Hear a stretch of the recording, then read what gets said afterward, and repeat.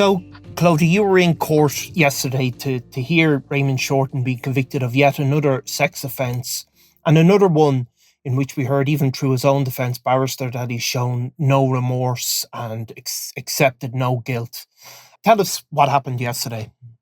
Yeah, so we first heard about this, at least myself first heard about this particular case only last week when he was supposedly being sentenced for the 2 rapes that he had been convicted of the 2 women in summer of 2022. So the judge did want to go ahead with sentencing because this matter had to be finalised. He was still to be sentenced for the rape of a 7-year-old girl, which is such a horrific thing to have to, what he's done is, disgusting, to be frank, and to hear that there was even more offences was even worse. So we heard yesterday that he was about 37 or 38 at the time of this offence. It was a 7-year-old girl. He was known to her family. She is now 20 years of age. She was raped twice by him in 2012. The incident, it happened again a few months later. And then there was a third incident where he had put his hand on her leg and kind of moved his hand up her leg. And at this point, she screamed at him to stop. These incidents, like the other 2 when I spoke last week to Nicola about him, those 2 incidents, he wasn't really afraid of being caught. He had sent one of the girls that he had raped in his taxi into her house to get money from her parents to pay for the taxi fare. And the same with these 2, from the details we heard in court yesterday. These incidents happened in homes where there was other people around, other children around as well. The complainant, the victim in this instance, gave a very strong victim impact statement, which kind of gave more context. And in a lot of these times, you're dealing with facts and facts alone, but it always gives a lot more context of the humanity and the human impact that it had. Yeah, if to go back into Raymond Shorten, obviously he, last month I think it was that he really hit the headlines because he was a very ordinary looking sort of Dublin taxi driver, a regular middle-aged looking guy. I think I'd heard in court yesterday that he was a father of 7, which I hadn't heard before. I think there's a couple of different women involved. But, we really didn't look the part of what we now know is a serial sex attacker that preyed on not just adult women in a vulnerable position as they came into his taxi drunk, but also on a 7 or 8-year-old child. Really shocking. Raymond Shorten was, we looked through his internet history, just as simple as looking at him, what he was posting on Facebook, and it was a lot of stuff about, taxi regulators, how they're letting too many foreign drivers, they're not checking them, there's all these fake taxis on the streets, really kind of sort of normal, as you would look at a regular taxi driver. But you see underneath it all, this is a very, very sinister character. Now, in terms of the impact, it was shocking to hear that this girl had just lost her mother, and that's when he chose to rape her. Very violently. Not that there's a non-violent rape, but again, picking on even a 7-year-old child who's always vulnerable, but even within that context, picking her after her mother had died is particularly callous. Very callous and completely unimaginable. She had said in her victim impact statement, and I suppose it was one of these kind of aggravating factors the DPP mentioned, was the fact that he had done that to such a vulnerable person when he was supposed to be kind of there for her and sort of someone that was supposed to protect her. When it first happened, she was very afraid because she didn't really understand what was happening. She was 7 years old and didn't really know what was happening, but kind of thought to herself, this must be normal. If this grown man is doing this to a 7-year-old girl, it must be normal, because why else would you do this to a 7-year-old? And that's sort of a thought she said she had for a long time, until she was about in her teens and went to secondary school and started doing sex education. That's at that point that she really realised that what had happened to her was wrong. And she spoke about how, she spent her whole life struggling with her emotions, really bad, angry outbursts, throwing things, shouting at family members, a lot of crying. She was just so enraged, and she kind of came to this peace within herself when she was, in her teens, that, well, I'm not doing this because I'm a bad person. This is just my reaction because of what happened to me, and it's not my fault that I'm reacting the way I am. She spoke a lot about how when she was in her teens she was claustrophobic. She was angered because she had been sexually abused. She spoke about how she didn't want to be alone with her male teachers, and if there was an instance where she thought she might be alone with one, that she would make up an excuse to not go to school. She, was using substances to cope with what was going on in her head. There was other instances of, very bad panic attacks. When the investigation eventually started, and she had, this came to light because in late 2020, she wrote a letter detailing what had happened to her and left it for her grandmother on her pillow to read. And at that point, the investigation began. They went to the Gardaí. They conducted a specialist interview with her in early 2021. Later in that year was when Raymond Shorten was being investigated for those 2 rapes and that sexual assault of this young girl. It was while he was being investigated for those incidents, he raped those 2 women during separate incidents in his taxi in 2022. So basically, she went in and made a statement in 2020. As is normal with these things, then the guards will, they'll look at any other information that they have to get before they go to the person that's accused. And so they called him in for an interview in 2021. I don't think it said if he was arrested or not, but he was brought in for an interview in which he gave kind of a statement, didn't he, in which he said, which he's continued to say these types of things throughout all these trials, where he said he was mystified and thought it was a wind up, and he 100% a lie, 110% a lie.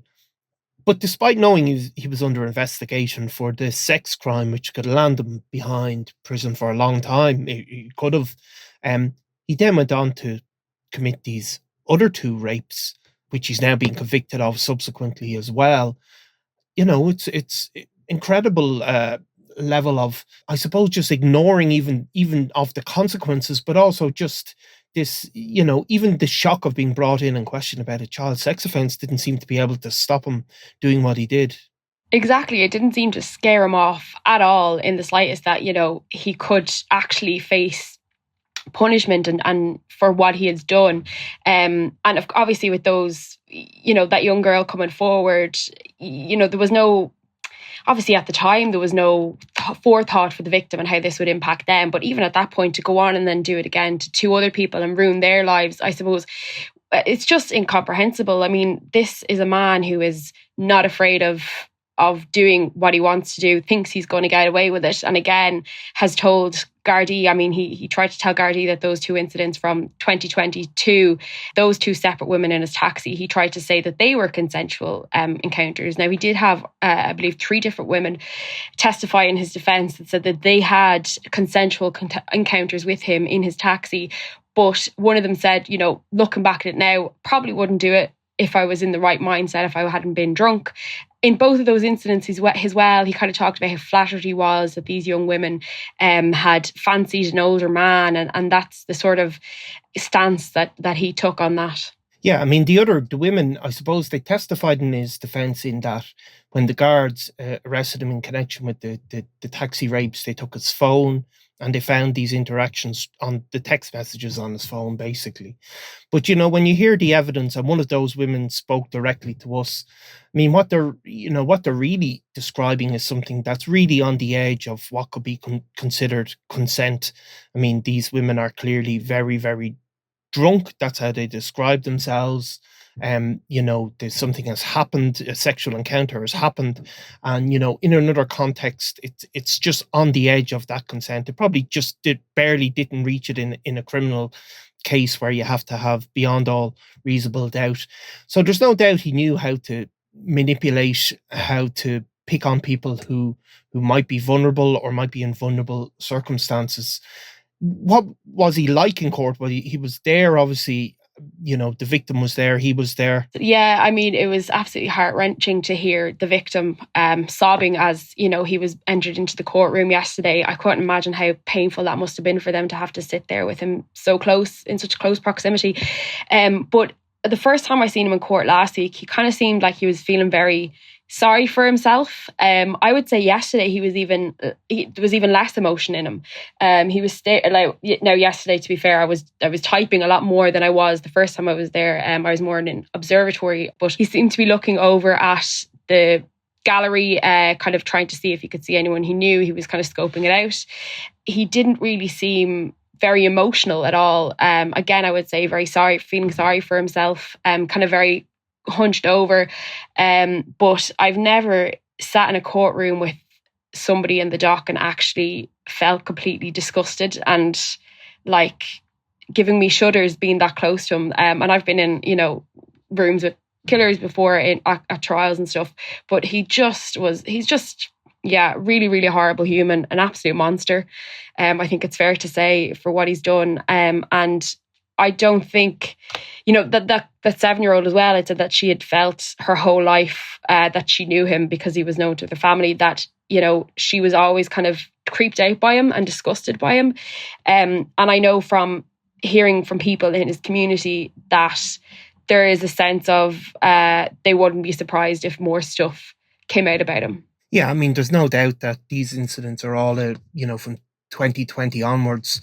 The idea that he lived a perfect and blameless life, it's hard to understand that this will come out of nothing.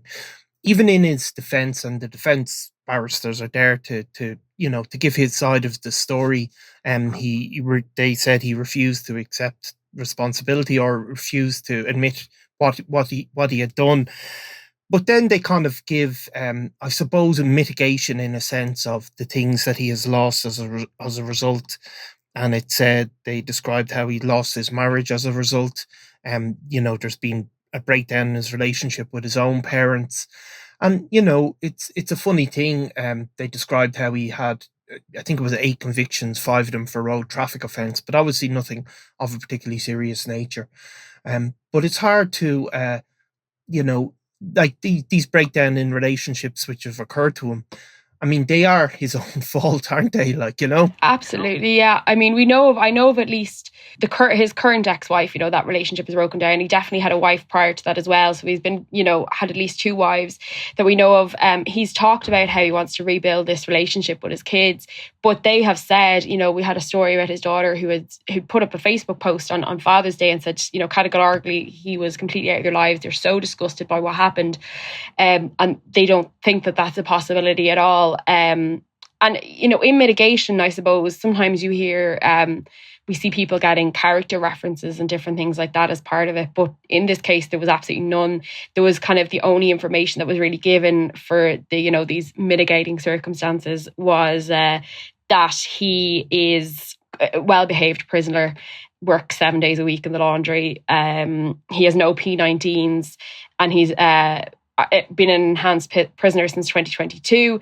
But other than that, of course, the other information that the defence gave was, look, he doesn't accept responsibility at all for what he has done. They do know that the court is to, impose a significant sentence on him. The prosecution have asked for a headline sentence of 10 to 15 years. And that sentence is set to be delivered Monday, the 22nd of July, just before he receives his sentence for the 2 incidents in 2022. So there's no doubt he'll go to prison for an extended period of time. I mean, it's very hard to, if somebody, because the consequence of him not accepting responsibility, certainly that will impact on his sentence. That's the way it happens. But the other impact of it is, I think that his victim in this case, I think it just said she was now 20 years old. So she's still a very young woman. So the consequence of him not accepting guilt and not admitting his crime is that she had to be put through that whole criminal process. And I think even it said he gave out, which wasn't covered at the time, but he gave evidence in his own defence, which is, again, a quite rare thing. Yeah, absolutely. It is rare to hear that. He did give evidence in his own defence, sort of denying what had happened and said that it was all lies. And I mean, this young girl, she's 20 now. She's sort of going from that period of teenager into young adult and really beginning to move on with her life, hopefully. But she did say that she was delighted that once they heard that the investigation had ended, she was nervous. She was wondering what was going to happen. And because, of course, as we know, these things get reported and they don't always get as far as trial. And if they do get as far as trial, they don't always end up in a conviction.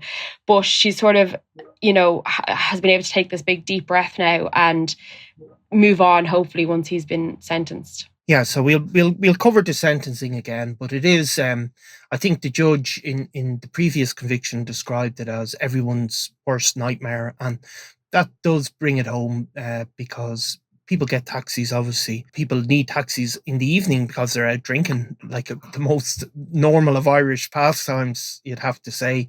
And you have to an extent, put your trust in a taxi driver, don't you? 100%. And that's something that they had said in court, that, you get into a taxi and they're trusted to bring you home. He's a licensed taxi. He wasn't one of these rogue, unlicensed people. So you can still get in a licensed taxi and be in danger. Obviously not all the time, but in this instance, anyone who got into his car was definitely in a vulnerable position because of the nature of who he was and who he is. Yeah, and of course, again, you see these people that are sexual predators, and there's just no doubt that that's what he is. They put themselves in these positions where they have access to people in vulnerable circumstances, and it just happens again and again. But of course, it has to be said that the taxi drivers, there's many taxi drivers on the streets of Dublin. I can't remember the number, but this is again such a rarity. Absolutely. It is just, a small drop in the ocean. It's a very small percentage. And again, so many taxi drivers, especially as a young woman getting into a taxi, kind of going out of town for a long, I'm 30 minutes maybe in a taxi home at night. And most of the time they will go out of their way to kind of ease, make you realise that they're not a threat, that, you're going to be safe in their hands going home. So I do commend them for that. Yeah. Okay, well, we've covered the sentencing again. Thanks very much, Clodagh. Thank you, Niall.